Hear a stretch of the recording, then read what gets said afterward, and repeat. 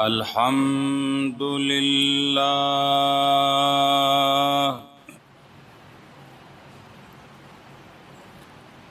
الحمد لله نحمده ونستعينه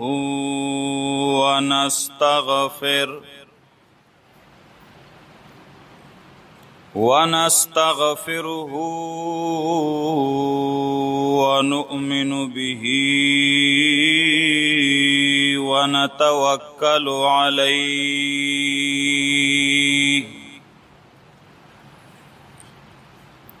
ونعوذ بالله من شرور أنفسنا ومن سيئات أعمالنا ونعوذ بالله من شرور أنفسنا ومن سيئات أعمالنا من يهده الله فلا مضل له ومن يضلله فلا هادي له وأشهد أن لا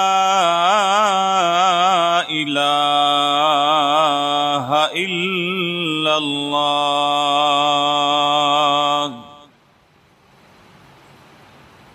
وحده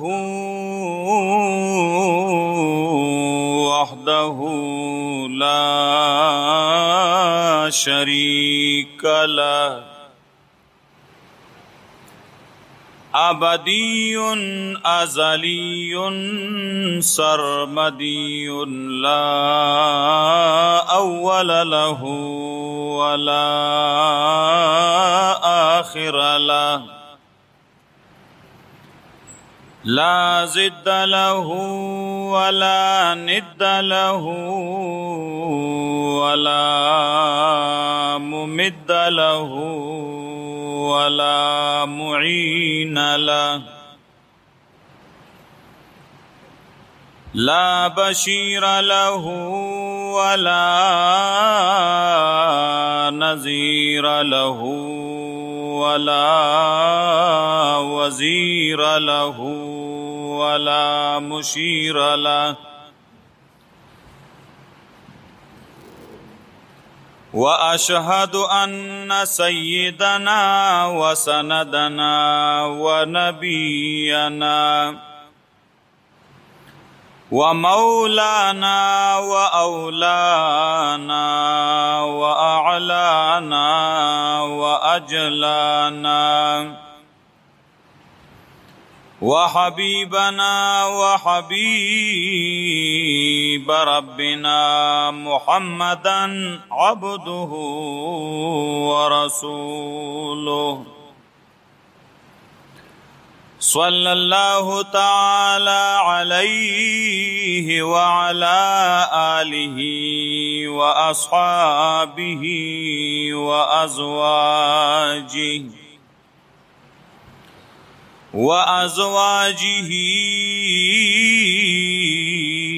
وذرياته أجمعين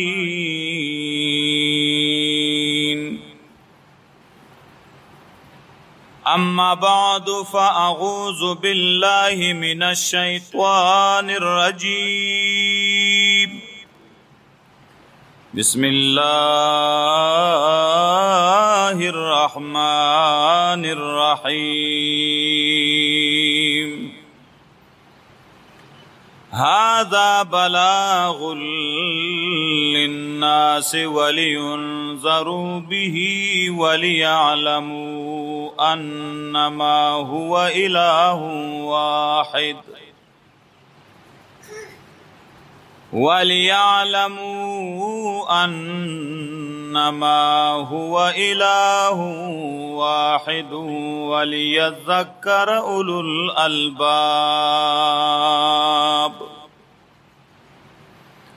وقال النبي صلى الله عليه وسلم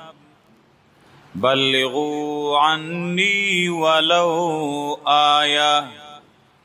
أو كما قال النبي صلى الله عليه وسلم.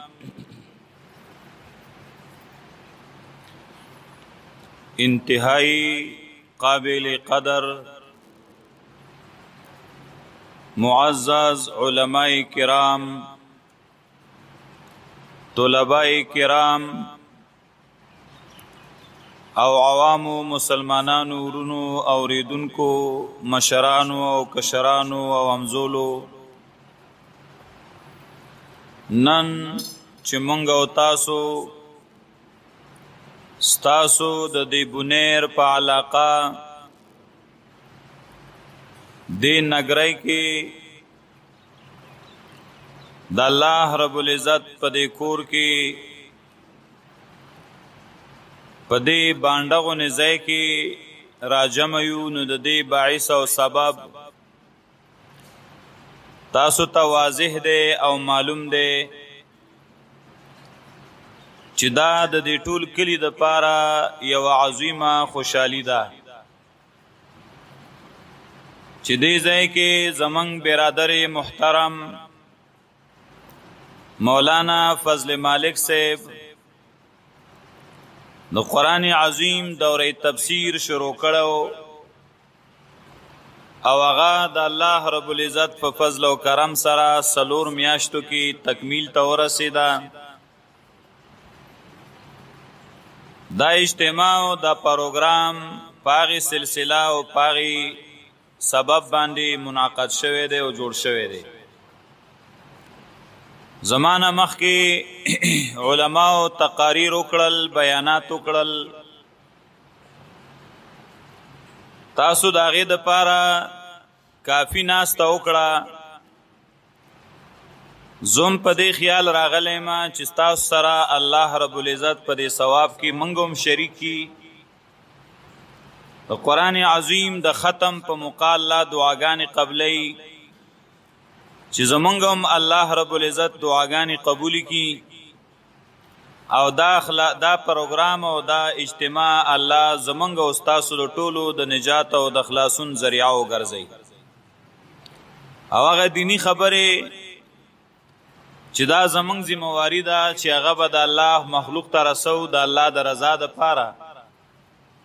هغه ستاسو مخکې بیان کو او عرض کو. ستاسو د ټولو ډیره شکریا ادا کوم چې د ماسپښین نه تر دې وخته په دې انتظار یې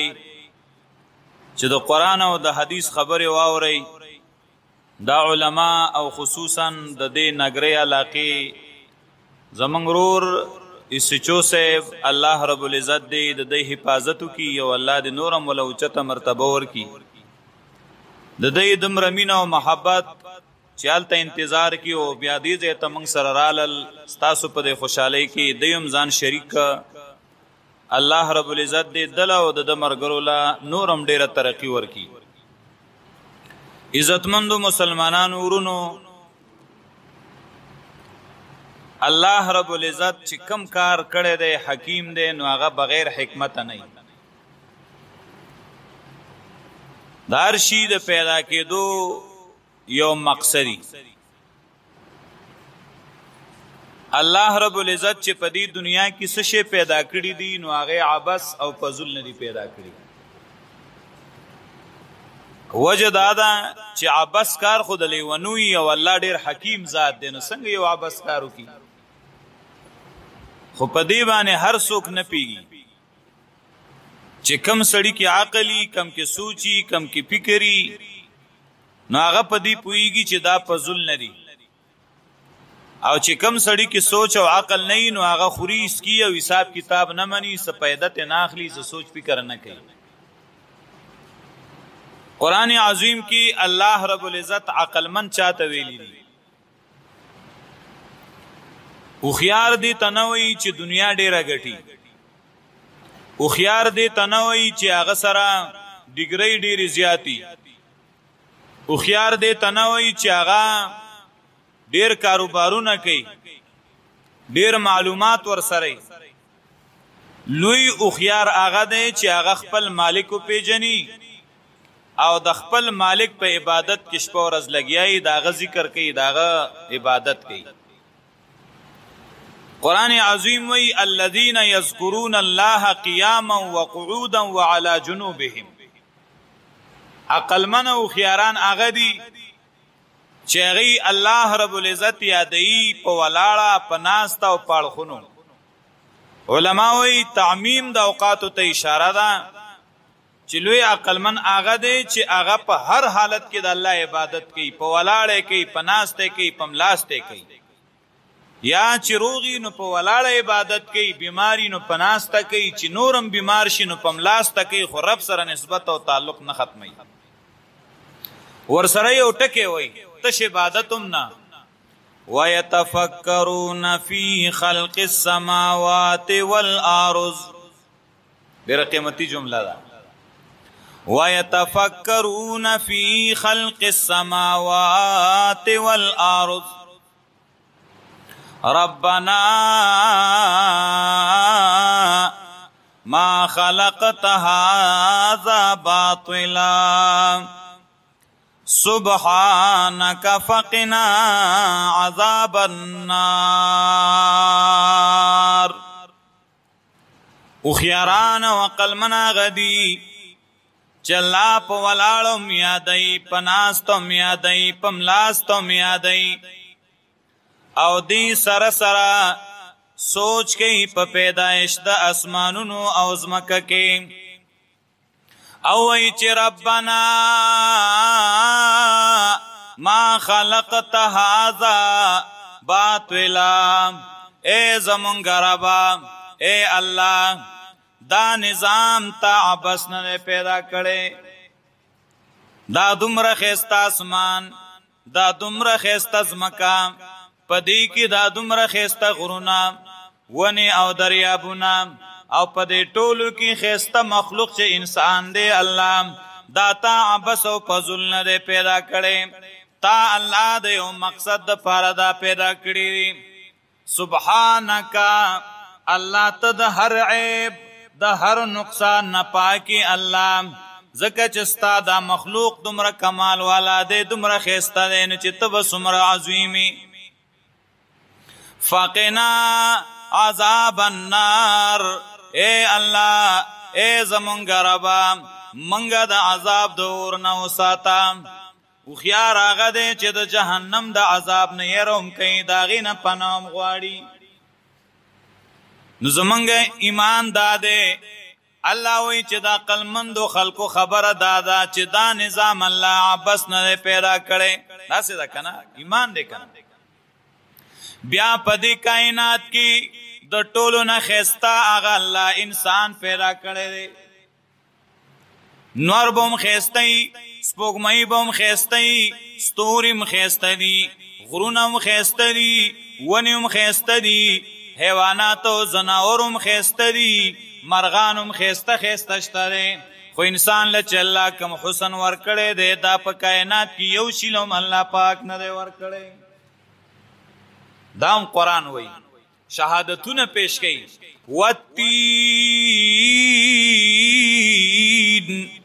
والتین والزیتون وطور سینین وهذا البلد الامین لقد خلقنا الانسان فی احسن تقویم. انذر گوا دے خو نه گوا دے، کوئی تور غر گوا دے، یا خیسته غر چې د ونو ډکی هغه گوا دے، او دا د امن خار دا مکه گوا ده. څلور شهادتونه الله پاک پیش کوي، په دې خبره گوا دي لقد خلقنا الانسان فی احسن تقویم. په تحقیق سره پیدا کړی دی مونږ انسان په خیسته شکل کې، خیسته جوړښت کې. انسان په دې تمام کائنات کې الله حسین او جمیل جوړ کړی دی.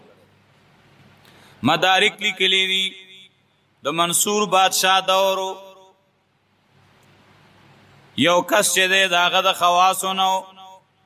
د خپلې بیبي سره یې مینه وه ډېره زیاته نو یو ځل په بیبي ته وایي که ته د 14مې سپوږمۍ نه ډېره ښایسته نه یې نو ته په ما طلاقه یې که د 14مې سپوږمۍ نه داسې ما پل راته وکړه د 14مې سپوږمۍ نه ښایسته نه یې نو ته په ما طلاقه یې انو سارے چې سوچ کو چې دا خو ما ډیره مبالغه وکړه انسان به څومره حسني او څومره جمالي سپوږمۍ له خو الله ډیر حسن ورکړی دی چې د شپې راښکاره شي نو تکه توره شپه پای کې رڼا پیدا شي نو سپوږمۍ ته چېرته رسي نو بادشاه خفه دی بادشاه له راغی ورته وایي چې یاره جي بس بېګاره نه یو خبره د خولې نه وتلې ده اوس څه وکړم بادشاه ورته وایي د دې جواب خو معلوم نه راځي عالمان به راوغواړو او د هغې نه به تپوس وکړو چې د دې جواب څه دی ښځه طلاقه ده او که نه ده بادشاه عالمان راغونډ کړل لوی لوی علما رالل بادشاه ورته وایي چې دې سړي خپلې ښځې ته داسې ویلي دي که ته د 14مې سپوږمۍ نه ښایسته نه یې نو ته په ما طلاقه یې اوس ښځه طلاقه ده او که بچ ده ټول عالمان ورته وایي چې ښځه طلاقه ده ځکه چې خو ظاهر ته وکتل چې مونږ ګورو نو سپوږمۍ کې رڼا سوا د انسان کې دونه رڼا چېرته ده یو عالم غلی ناست دی د امام ابو حنیفه په شاګردانو کې دی حنفي المسلک عالم دی بادشاه ورته وایي ته خپله رایې پیش کا دا عالم ورته وایي زما رایې د دې نورو علماو نه بدله ده خیر ووایه وایي زه ویم چې دا ښځه طلاقه نه ده او د ده دا خبره بلکل صحیح ده د ده ښځه د سپوږمۍ نه حسینه ده او ښایسته ده هغه ورته وایي دا څنګه دلیل پکار دی یو خبره کې دلیل سره وایي که نه هغه وایي ما سره دلیل شته که نه دی نه تپوس وکړه چې دی په کوم دلیل وایي چې طلاقه ده دلیل دا دی چې الله پاک چرته د انور د حسن تعریف نه دی کړی الله پاک چرته د سپوږمۍ د حسن تعریف نه دی کړی او الله قسم سره وایي شهادتونه پیش کوي چې ما انسان ډېر ښایسته پیدا کړی دی وایي څه دي وایي الله پاک فرمایي چې والتین والزیتون وطور سینین وهذا البلد الامین لقد خلقنا الانسان فی احسن تقویم الله پاک وایي ما انسان په ښایسته جوړښت پیدا کړی دی ښایسته شکل کې پیدا کړی دی نو د سپوږمۍ نه انسان ډېر ښایسته دی نو ځکه وایي دا ښځه طلاقه نه ده بادشاه وایي ستا سره دلیل دی دا ستا خبره بلکل صحیح ده طلاقه نه ده نو د انسان حسن د سپوږمۍ نه ښایسته دی خو چې کله تا ته داسې یو انسان وګوري که نه چې د هغه زړه کې بغض نه حسد نه بعض انسان داسې چې د هغه تا باندې سترګې بدې لګي نو که ته ډېر هم ښایسته یې خو هغه وایي دا مې ډېر بدې شي دا ډېر بدرنګه دی مینه هم جدا شی دی که نه بادشاه یو ځل یو کس ته ویل وایي ورشه په دې ټول خلکو کې چې کم ښایسته هلک وي نو مال یې راوله ماشوم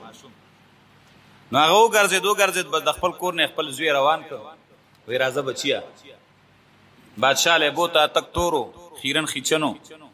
بادشاه ورته وکتل وایي دا تا ایله حسین دا پیدا کړه ښایسته دی دا پیدا کړه د هغه د خپل بچي سره مینه ډېره وه که نه نو هغه وایي چې بادشاه ما وکتل ما ته د خپل بچي نه بل ښایسته ښکاره نه شو د ده نه ما ته بل ښایسته نه و ولې چې مینه هغه سره ډېره وه محبوب سړي ته که بدرنګ وي نو ښکلی ښکاري نو چې کله د انسان پړه کې مینه وي که نه لکه حدیث کې راځي صحابي وایي یو شپه د 14مې سپوږمۍ وه الله اکبر او رسول الله صلی الله علیه وسلم داسې ملاستو ما ته خیال نه ما به یو ځل د رسول الله مخ مبارک ته کتل یو ځل به مې د 14مې سپوږمۍ ته کتل ما وی چې نن موازنه کومه چې رسول الله ډیر خیسته دی او کدا سپوږمۍ ډیره خیسته ده چې پته ولګي وای زماره په الله قسمی چې د رسول الله مخ د سوال سم سپوږمۍ نه ډیر خیسته او داس یو حسن الله ورکړو ایو شاعر وای کنه د نبی علیہ السلام بارکی وای نه پویګم چې د سسرا تشبیه ورکم نه پویګم چې د سسرا تشبیه ورکم د ګل سره ازغری د سپوږمۍ په مخ داغونه دي کزویم چې زما نبی دومره خيستو لکه ګل چې خيسته ده نو دا تشبیه کمزور ده ځکه چې ګل ده نو هغه چې ده نو ازغیم پکېږي هغه خلکو ته درد رسي تکلیف رسي رسول الله دا سه خيستو چې چاته تکلیف نه رسو چاته درد نه رسو او کزویم چې زمانه بی دومره خيسته دی لکه سوال سم سپوږمۍ نو دا تشبیه غلطه ده ځکه سپوږمۍ خيسته ده خو کتا سو سپوږمۍ ته غور سره وګورئ نو تورې تورې کرخم پکې ښکاری کنه ښکاری او رسول الله داسې حسینو داسې خيستو چې داغه په مخ کې چرته تور داغ او تور نه خنوام نو نه ګل سره تشبیه ورکولې شی او نه د سپوږمۍ سره د ګل نم حسین او د سپوږمۍ نم حسین انسان الله ډیر خسته شکل کې جوړ کړي دی قران هم وایي یا ایها الانسان ما غرك بربك الكريم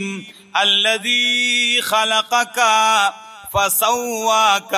فعدلك في أي صورة ما شاء ركبك اے انسانا کم شه دې چې ته پر رب دو ککړې د رب نه بل خواواړه ولې اغه رب چې ته نوی نو ته موجود کړې تا نه غیر ا دې پرې خود ته د عدم نه وجود تراوسته ته پیدا کړې الذي خلقك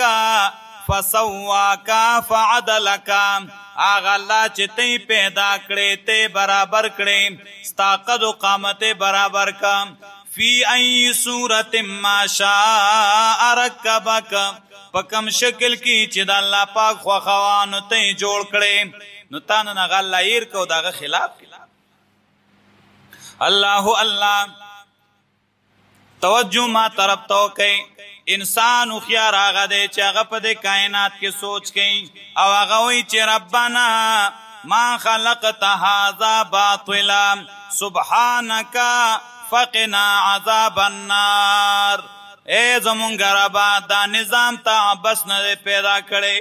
پاکی دا تعالی یا الله او ساته مونږ د عذاب د اور نام نو ما ته توجه کوا قیمتي خبرې دی واوره کم الله چې اسمان اسنه پیدا کړي کم الله چې زمکه اسنه پیدا کړي نور ستوري سپوږمۍ اسنه پیدا کړي یو شی فضل نه پیدا کړي نو آیا دا اشرف المخلوقات چې دي د انسانان دا خو به اسنه نه پیدا کړي کنه کاسه پیدا کړي دایم الله د یو مقصد د پاره پیدا کړي واو رس سپوږمۍ د دې د پاره دا چې د شپې ما تا ترنا کوي سپوږمۍ د دې د پاره دا الله اکبر يسألونك عن الأهلة قل هي مواقيت للناس والحج تپوس کې استانه په بار د سپوږمۍ کې وای دا د پاره د وختونو د خلکو دی او د حج د پاره دی پدې خلک وختونه معلومای کله میاش نری شي کله غټیږي دا سن نری کیږي غټیږي دی کی حکمت دار پدې خلک میاش معلومای چې میاش راو ختم د میاش تاولی ورځې دی میانس کی دی اخیره نه دی خلق پدی باندې حساب کوي دا د روزي میاش د روزه نسی دا د حج میاش د نو حج کوي دا د اختر د نو اختر خلق کوي پدی باندې دا معلومیږي کنه دا پیدې پکې او رڼاوم کوي ستوري الله بس نه پیدا کړي قران د ستورو مقصد بیانای یو پیدا پستورو کې دادا الله پاک فرمایي چې ولقد زینا السماء الدنيا بمصابيح وجعلناها رجوما للشياطين الله پاک وې دا نږدې اسمان منګ پستورو باندې خيسته کړي دي دا اسمان چې دی نو دا د دا ستوري چې دی نو دا د اسمان حسن دی څه شه دی دیوانه اسمان خيسته دی کدا ستوري نه نو بیا به د اسمان مزه نه بوا دا ستورو باندې الله پاک اسمان خیسته کړی دی یوې دا پیدا ده دویم وجعلناها رجوما للشیاطین ګرځولي دي موږ دا ستوري د ویشتو د شیطانانو دپاره په دې باندې شیطانان ویشتلی کېږي ته دې ستورو ته ګوره که نه نو کله کله دا شغله لاړه شي شیطانان یو بل د پاسه خیږي نو هپې ویشتی کېږي چې خلک ګمراه نه کړي رسول الله د راتلو نه بعد شیطانان نشي خاطر درېمه پیدا بل ځای کې الله وایي وبالنجم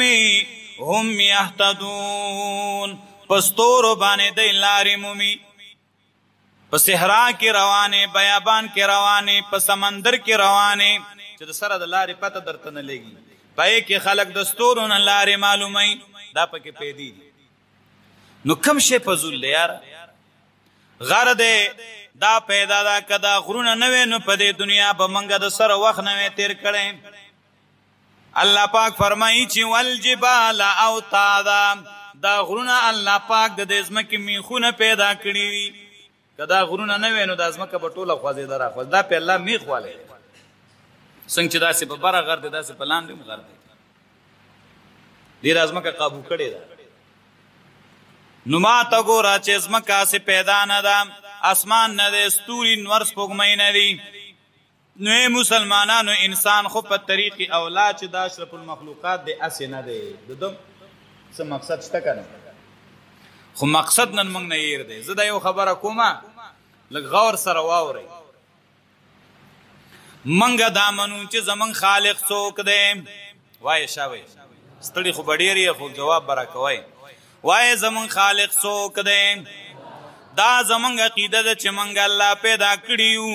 خو کمی زمونږ دا دی چې په دې نه پوهېږو چې څه پیدا کړي یو دا غټ کمی دی اوس ښه منو په دې خو مړه د مکې کافر هم ویله چې موږ الله پیدا کړي یو که نه به ویله د مکې کافرانو هم دا منل ولئن سألتهم من خلق السماوات والارض که د هغې نه تپوس وکړي چې د اسمان خالق څوک دی د ځمکې خالق څوک دی چا پیدا کړي دي نو د هغې جواب دا و چې دا هر څه الله پیدا کړي باران څوک وروي هغې به ویل الله دا تدبیر څوک چلی نو هغې به ویل الله دا خو د مکې کافرانو منل نو بیا کافران ولي کمی واورئ مسلمانانو منگ منو چی اللہ زمان خالق دے منگ منو چی اللہ زمان رازق دے منگ منو چی اللہ زمان مالک دے خو کمی دے یو خبر دے کمی دا دے چلا پدی نیو پوشوی یقین تند کوزا شوی دا خبرا زړه تند کوزا شوی دا خبرا چی منگ اللہ صد پار پیدا کریو مقصد رانا د خپل پیدایش شیر دے منگویو چی پیدا دیلیو چی دا بنگله با جوڑو ما سو کوئی پیدا دیلے ما چې دا جیدادونه باخلما سو کوئی پیدا دیلے ما چې د دنیا تعلیمونه او ډیګری به حاصلو ما سو کوئی دیله پیدام چې مال او دولت بغټما سو کوئی دیله پیدام چې عیش په دنیا کې کوما نه به سود پریدم نه به زنا پریدم نه بغلا پریدم نه به بل ګناه پریدم خو پړه به ارمان نه پریدم نه زمونږ الله پاک وایي چې وما خلقت الجن والانس الا ليعبدون ما اريد منهم من رزق وما اريد ان يطعمون ما پیریان انسانان ندی پیدا کړي مگر دیله می پیدا کړي دي چې یوازې زما عبادت وکړي وای سره پیدا کړي الله اکبر اوس پکې راګیر شو ګوره پیدا عبادت لیو خو منگا عبادت لسمره وخت ورکړی دی منگا عبادت کړی سمره دی اخیار انسان هغه چې کمزې له کم کار پسې لاړ شي ټول کارونه رستو کوي خو هغه مخکې کوي هغې مقصد یې که نه دلته نه یو سړی بار ملک ته لاړ شي پیسې ولګوي چکر لځي که مزدورۍ لځي نو که هغه هلته ګرځي چکر یې وایي هغه هلته ګرځي خوراکونه قیمتي کوي هغه هلته خوبونه کوي ښایسته ایسیګانو ته پروت وي لکه د ګرمۍ د ملک نه راغلی یم ایله به یخ شم ایسیګانو ته خوبونه کوي هغه هلته چې دی نو په ذوالخرچي کوي په ډمتوب او په زنایو په یو څه په بل څه پیسې الوزوي او دې چې کله کلي ته راځي 5-6 کاله بعد 9-10 کاله بعد تش تور را رواني قمقل دی که هوښیار دی ټول خلک وایي که نه دا ډېر غټ خر دی ګوره دومره وخت یې تېر کړه بیا هم خالي لاسونه راغی کم چې هوښیاران دي نو هغه وایي ما کلی پرېښی دی ما بچي پرېښي دي ما خپل خپلوان پرېښي دي نو هغه غریب د دیاړۍ نه سیوا ورسره ورټیم هم کوي وایي دیاړۍ خو میسم ده چې کومه نوکري ده او کم ټیم دی خاصم دی دا ورټیم هم وکړه چې زر پیسې حاصلې کړي او زر کلي ته لاړ شي منګ دی دنیا لراغلی یو د عبادت دپاره منګ به هر کال رسته کو د الله د عبادت دپاره نن منګ عبادت رسته کړی دی او دنیا مخکې کړی دی عبادت څه شی دی د ټولو نه اهم شی هغه دی توحید تا الله دې له پیدا کړی چې ته د یو الله عبادت وکړې توحید ومنې الا لیوحدون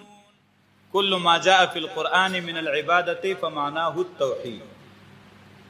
یا ایها الناس اعبدوا ربکم باندې د عبد الله ابن عباس قول تفسیر جلالین نقل کړي په قرآن کې چې کوم ځای کې د عبادت ټکی راغلی دی نو د هغې معنی توحید دی تش عبادت نه دی منظور قیمتي خبرې دي واورئ تاسو خو به ډېرې اورېدلي نن د دې عجز خبرې هم واورئ واوره د مکی کافرانو منځ هم کو کنه کو کافران دی منځ کوي کانت الصلاة لجميع الملل د مکی کافرانو خیراتونه ورکول د مکی کافرانو بیت الله هم جوړ کړی دی دا بیت الله دا قریشو جوړ کړو د نبی علیہ الصلوۃ والسلام د بعثت نه مخکې ها الله الله مورخین لیکي دا ختیم شریف الله دې منګه حرمینو شریفینو ته بار بار بوزي د بیت الله سره چې دې طرف ته وګورئ انو دا سلغونه زیره وړو کې غونه دومره دیوال ته تاو دی د بیت الله ر دې ګډ سره لګیدل دې ته ختیم وایي دا د بیت الله عیسی ده قریش راغون شو او هغه ویل د خدای پاک دا کور چې دی بیت الله چې دی نو دا جوړ شوی دی دا جوړول غواړي نوې کول غواړي خو حلال پیسې به راوړئ په دې به لګو حرامې به نه راوړئ پیسې راغونډولې غریبي و هغه زمانه کې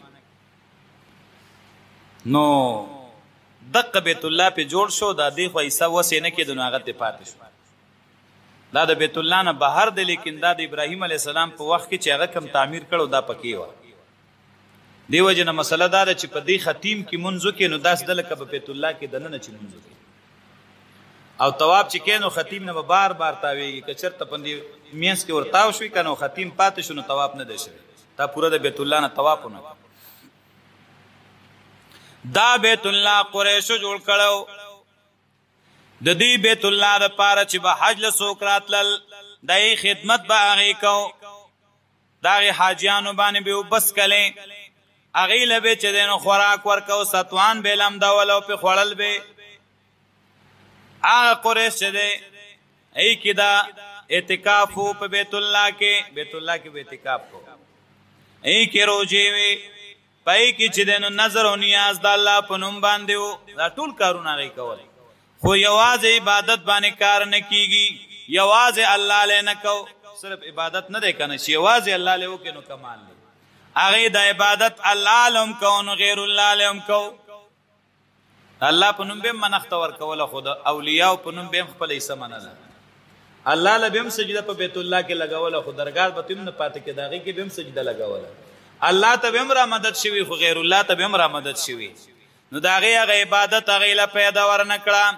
قرآن چې کم ځای کې عبادت ذکر کوي نو دا هغه مطلب دا دی چې د یو الله عبادت وکړي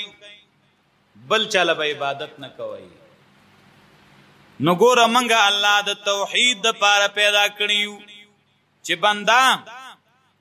پتا باندې یوازې زما حق دی د عبادت یو بما منی عقیده به زما په بذات باندې مخلوق باندې به بغیر ظاهری اسبابو د سشي عقیده نه لري نن منګه انسانان اشرف المخلوقات یو لیکن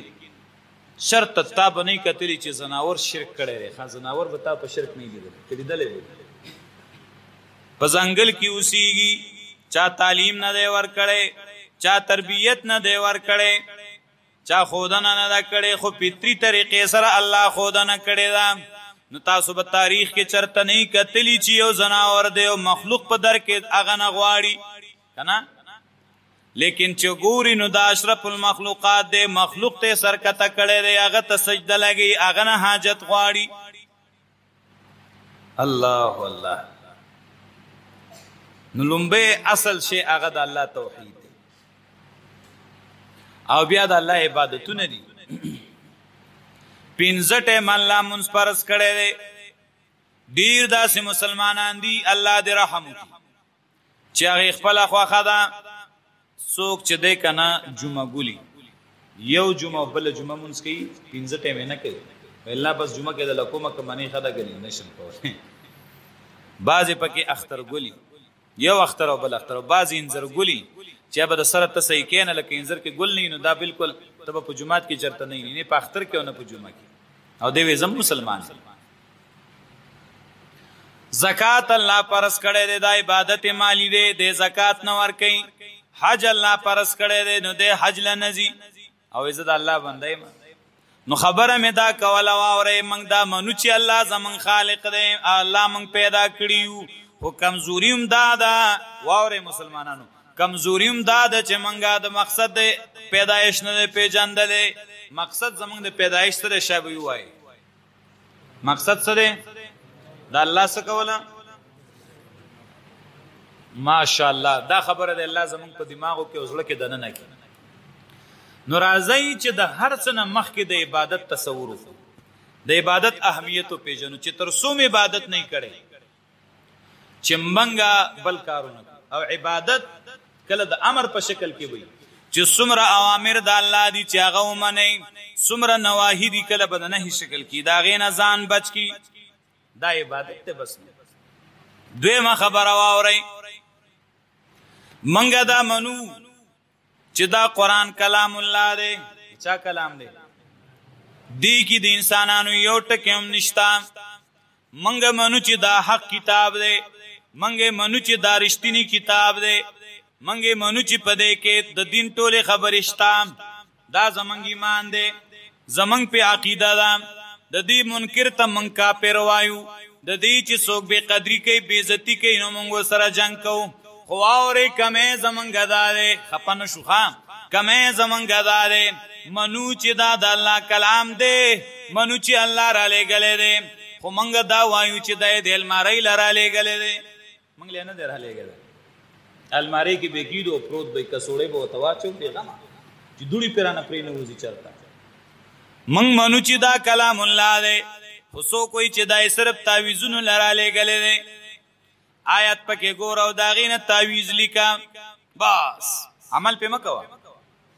منو موږ وایو چې دا کلام الله دی، خو موږ وایو صرف ختمونو له یې را لېږلی دی چې مړی وشي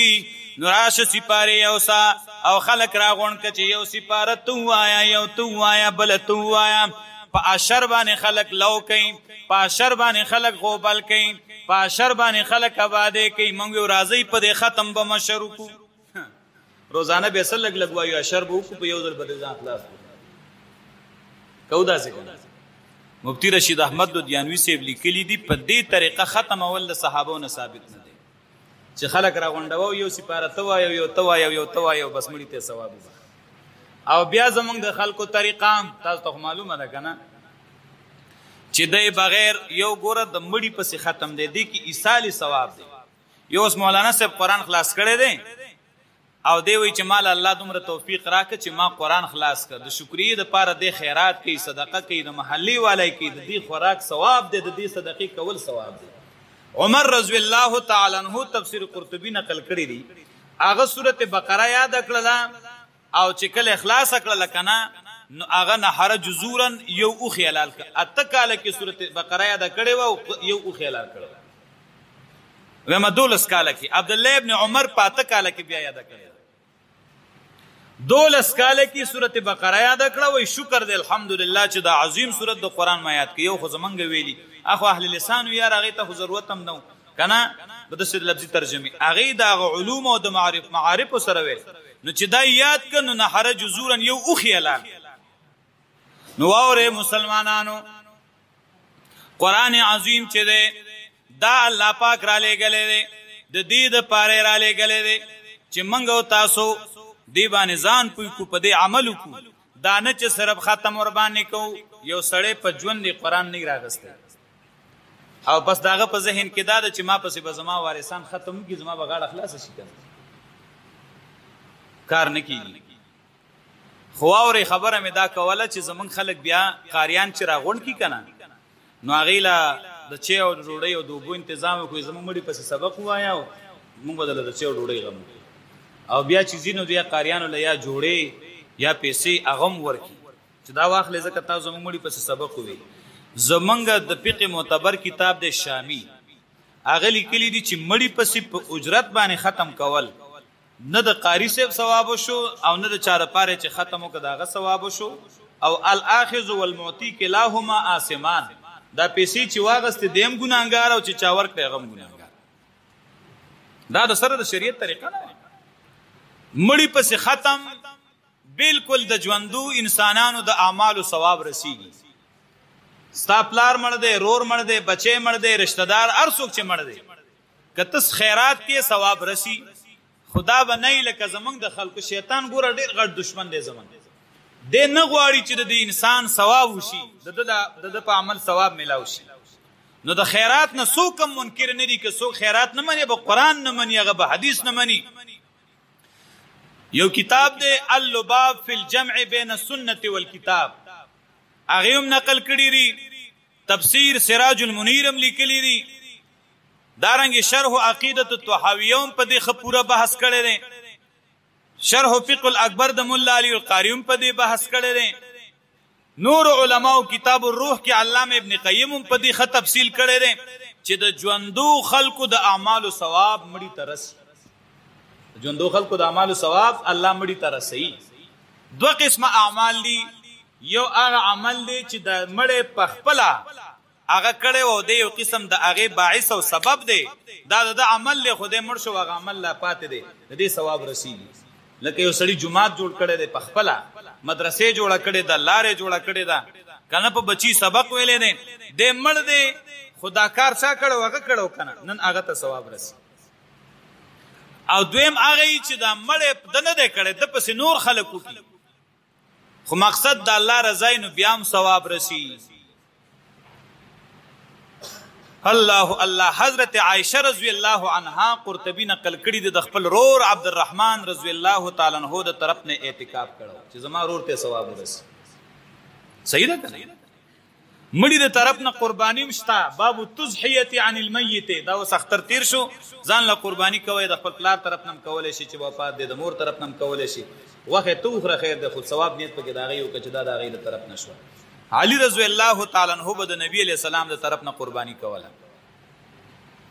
دو به کول یو د ځان د طرف نه یو د نبی علیہ السلام د طرف نه صحیح ده خبره وای شي په خبره دغه شانته صحابي راغله د سعد رضی الله تعالی عنہ یا رسول الله مور می وفات شو او دا سه وصیت ونه کزکه زبانه بن شو یا د الله نبی که زما خیال دار ک جبه چلیدن سو وصیت به کړو نو که زه د مور پس د غیر وصیت نه بغیر خیرات کوم ثواب رسی ولی نه رسی وای څه چلو کما نو وای کوی ولا وکنا سعد راغه یو کوی وکنسته وای هذه لام سعد باقاعده بوډو لګوي داس کوی د سعد مور د پاره صدقه د الله ری ثواب غي ته ورسی نو د ژوندو خلکو د اعمالو ثواب الله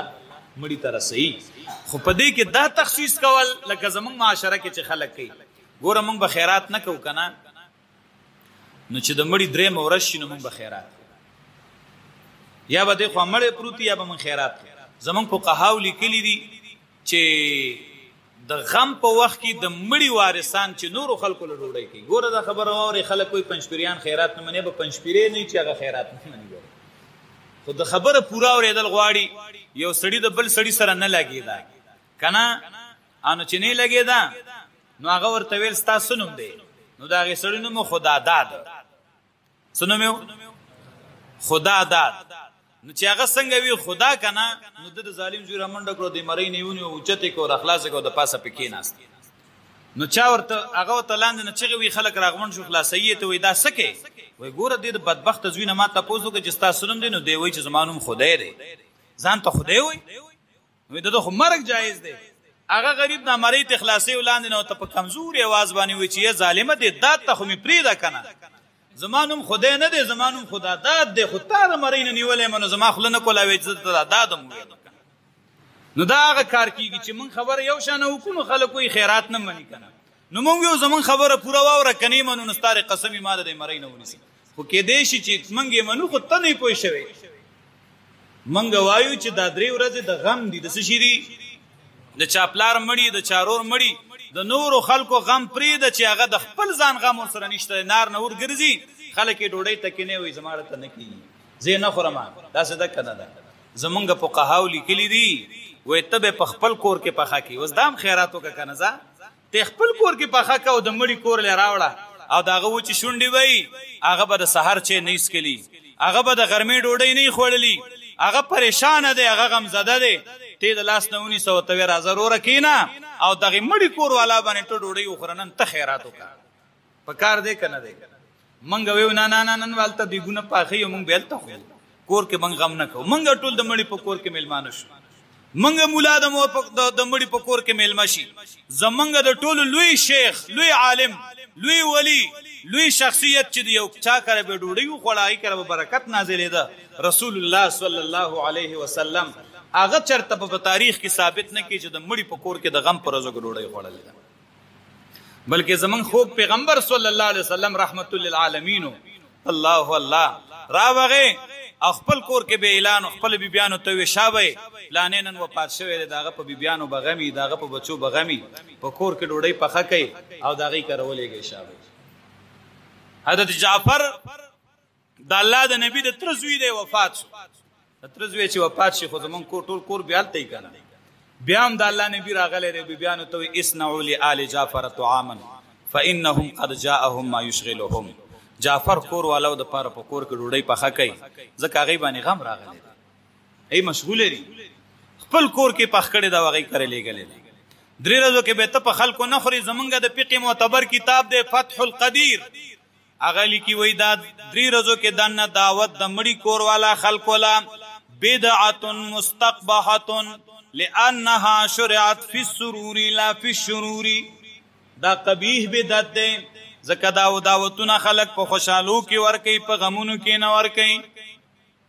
خیال دې هغه دومره ګډ وډ دی غریب چاموته چو ګوري نو خیرنی اني دی بدلی کړی پلار مړ شو بس په غم شو مور مړ شو په غم شو دا وسره غم نه دی وس زمونږ د معاشره کې دی خبره ته خبره لاړ شي ولی چې رواج دی کنه هغه پلار مړ دی هغه وي زه خو دې یو بخي څوک به ول سنبال کې خو هغه سره دا غم دی چې کسانډا به کم ځای کې ګورم میخه به کم ځای کې ګورم دګمار برا ورسی کراو بنرسي اوله چې دینو ډوډۍ به ملمنو له په وخت تیار شي او کنه هغه ګرځي د پلار غم تیر دی د ملمنو خدمت کې لګی دی د توري جواچو د ته واچو امنګ لګي او د مړی کور والا زمون خدمت کې کار خداو چې منګ نن داغه خدمت کړي نو چې منګ دا وایو وای دا پنځپریان کنه د خیرات نه مني بیا چې درې ورځې تیری شي چې ستا کم ورځ باندې خوخه خیرات کوو مونږ به کې خدای مونږ ونه د جمعې شپه کې خیر را روانه د جمعې په شپه باندې وکړو بیا به ودیګه د سنې ودیګه په یو شپم نه پخو لکه یو دیګ بنن شپې له پخو نو بل به بلې جمعې شپې له پخو بل به بلې جمعې شپې له پخو و جمعې به دا مونږ تقسیمو کنه دا والله که په قران کې یا په حدیث کې یا د رسول الله نه ثابت یا د یو صحابي نه ثابت کدا ثواب نو زمون پیغمبر اسلام به صحابه ته ویلې وکنه کدا ثواب نو زمونږ د پیغمبر صحابه وبکاو کنه امامانو وبکاو کنه د دې سره ثبوت نشته نو په کتابونو کې دا کم ځای نه راځي دته بدعت وي چې قران کې نه حدیث کې نه صحابه نه ثابت نو هغه څه شي بدعت کې ثواب د کم ځای نه اخو ګناه نو خبره مې دا کوله چې مړی پسې د ختم ثواب رسیږي خو چل ته زخمه لار دې مړ دې راځه د قران تلاوت کوا ثواب او تبخا ما بل سره تعلق دی الکس پلانی تاسو رډه غب شپ مړ دی زه د خپل طرف نه تلاوت کوم خپل کور نه ثواب رسیږي ته د خپل کور نه کوا څوک به جمعات نه کوي دا نشته چې دا ټول به یو ځای تراجمه کې او په یو غږ باندې بدی لګیای او د ختم والا کار تاسو ته معلوم دی چې ټول خو یو شان نه کنه څوک کې قاری هغه تیزی څوک غریب امي سړی هغه کمزوري نو قاری یو پانای نو امي سره چې یو وي نو یو سره سي واړی ځکه ختم به یو ځای برابر ول غواړي کنه نو نیمو یو نیم پری دین چې دسه دوکي سره ته ختم کینو ثواب به مړی ته شي وبخ نو بیا موږ بدنام کوي د خیرات د تلاوت نه مني کنه ختم نه مني کنه اسو کوئی د سلورو کسانو ختم میکې نه ولې څوک وی دا تو کسانو میکې نه ولې څنګه دې کې نه ولې ولدا ولاړ تا کې دا په دې خو ځنه پیغام چې د سلورو هغه به کم صورتونه یو دا تو هغه به کمی دا نشته خو چې څومره تلاوت دی وس کیږي دا غي ثواب وبخ څومره صدقه دی وس کیږي دا غي ثواب وبخ دا خسته طریقه ده نو خبره مې دا کوله واوري قران الله پاک را لېګلې دې کني در لېګلې خو کمه زمنګ دا دې چې موږ مقصد د قران نه پیژندلې هاي هاي موږ وایو چې قران بال مارای کی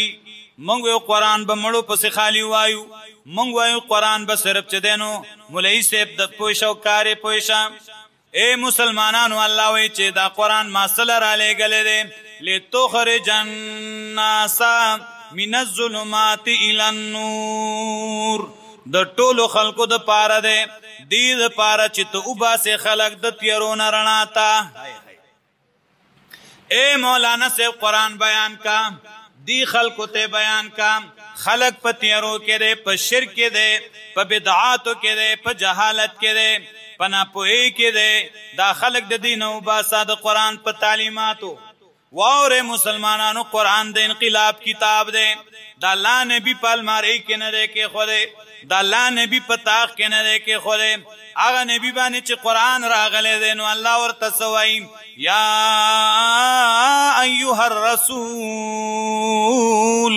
بلغ ما انزل الیک من ربک وان لم تفعل فما بلغت رسالته اے زما رسول صلی الله علیه وسلم دا الله پیغام خلقو ته ورسوا قرآن خلقو ته ورسوا دا قرآن د الله نبی د مننه کړي د ژوند تر اخیری سره لګي د قرآن دعوت چلاولې ده قرآن د دې لپاره دی چې نور ته بیان کې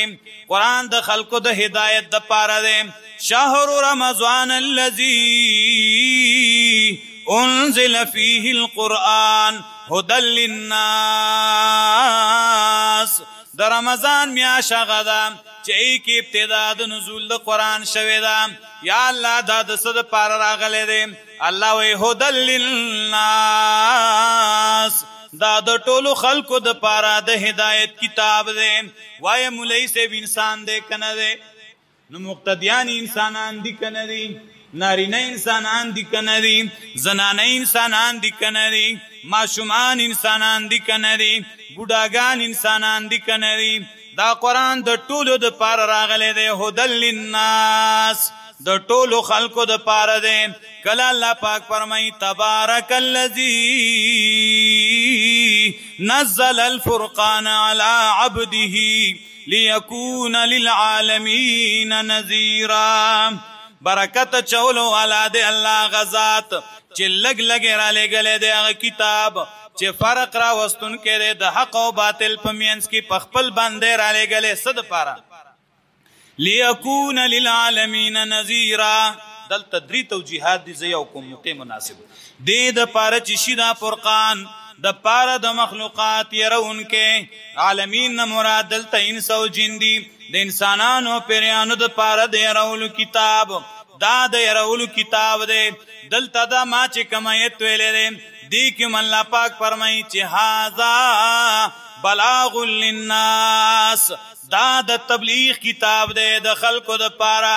دا د بیانولو کتاب دی د خلقو د پاره دا د رسولو کتاب دی د خلقو د پاره اے مسلمانانو الله وی دا خلقو ته ورسوي حیوانات نه دی یاد کړي دیوال اوستنی نه دی یاد کړي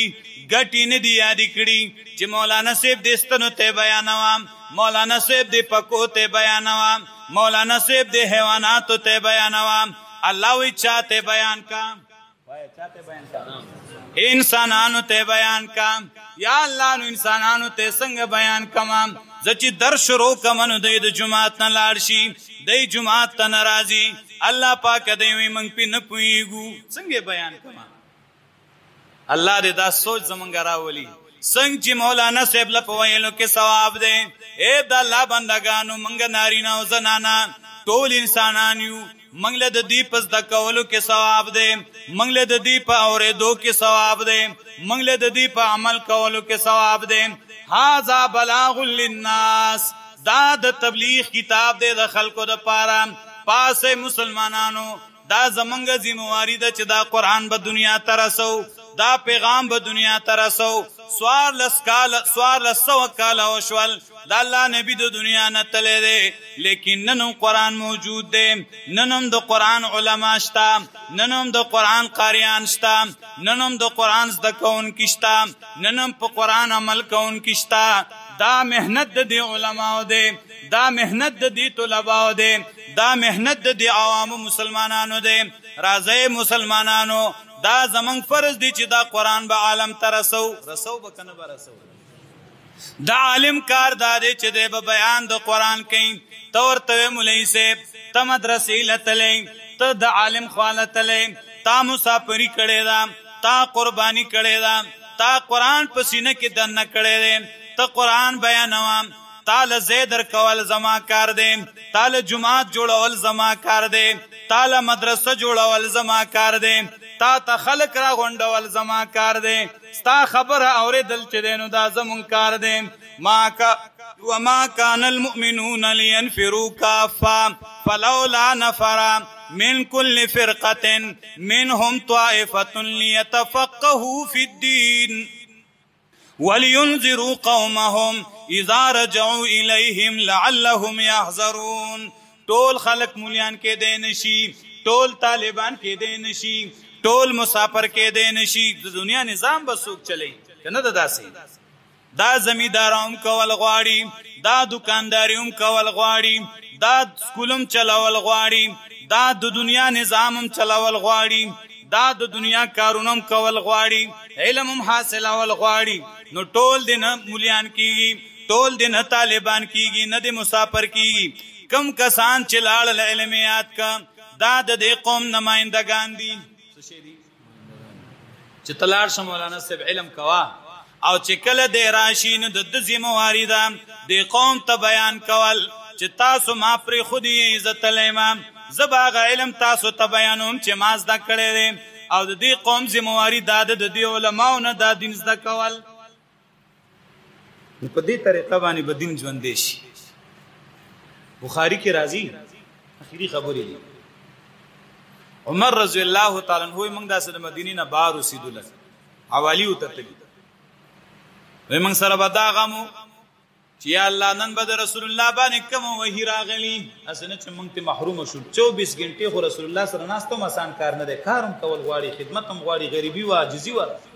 وای زو یو بل صحابي دواړو مشوره وکړه چې مرګریا یو ورځ به زه خپل کار کوم او ته به ځې نو د رسول الله مجلس کې به ناستې، نو چې کومه وحی راځي او کومې مسلې هغه خلکو ته بیانوي نو ځان سره به یادې، نو چې ماښام راځي نو دواړه به یو ځای کېږو، نو دواړه به کینو، نو ته به ما ته بیانې چې نن ربیع علیه السلام دا ویلي دي، دا ویلي دي، دا آیت نازل شوی، دا آیت نازل شوی، نو زه به تا نه یادوم، نو دین به رانه نه پاتې کېږي. نو سهار باندې به بیا ته خپل کار له ځې، نو زه به راځم د رسول الله محفل او مجلس ته، نو زه به د هغه سره کښېنم، نو چې ټوله ورځ کوم آیتونه راغلي، کومې مسلې پیښې شوي، کوم بیان شوی، نو هغه به ما زده کړی، نو ماښام به زه تا ته بیانوم. نمبر هم کېښودی وایي یو ورځ به هغه راغی، یو ورځ به زه راتلم. څومره په دین مین خلک او داسې نه وه چې به بیا خپل کور کې ناست او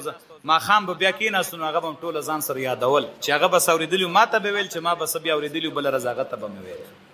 داسې مینه دی الله زمونږ په اړه کې پیدا کړي چې نشو راتلی روزانه چې نماینده ته یو ته لاړ شه او چې نن استاد جي کوم درس وکړو نو بیا به ما ته وایي. نارینه راشي نو چې دلته کښېني نو چې پوه شي نو کور ته لاړ شي نو خپلې بیبي ته بیان کړي. داسې دی الله مونږ کې د دین طلب پیدا کړي، داسې دی الله زمونږ کړونو کې د دین مینه پیدا کړي. نو خبره مې دا کوله چې قرآن چا رالیږلی دی؟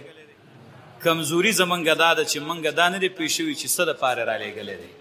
یو ختمونه لري رالیږلی دی، قسمونه لري رالیږلی، دا یې د عمل دپاره رالیږلی دی، زده کړې دپاره رالیږلی. نن موږ نه زده کړی او نن پې عمل شته او په المارۍ کې هم کېښودلی.